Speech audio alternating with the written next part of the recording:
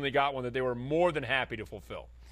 Well, you think you've seen it all, but this was actually an opportunity that the guys were looking forward to, and for most of them, it was their first time.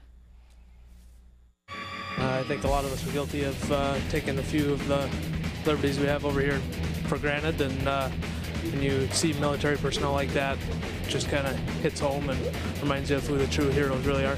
And that includes members of the 171st Air Fueling Wing, which is the Pennsylvania Air National Guard's largest unit.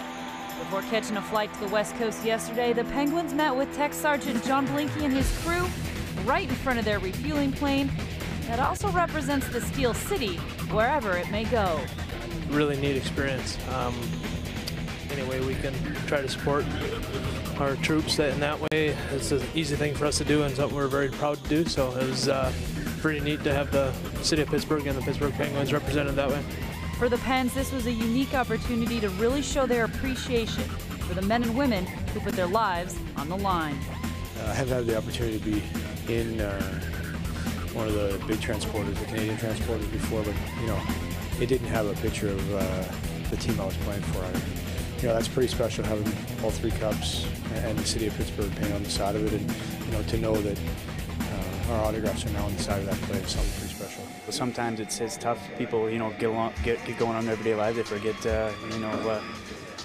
the freedom that we have, and then the people that provide that for us, and the good job that they do in the service that they do. So it's always good to take a step back and remember, and appreciate what they do for us. So it's good to see them. You notice the small things, how much they appreciate it. So I'm actually meeting up with a guy from Operation Homefront on this trip down in LA, who became a good friend of mine a couple years ago through the Olympics. So anything you can do to kind of stay in touch with the men and women that service the country, I think it's always a good thing, and kind of form that bond between the team and those guys.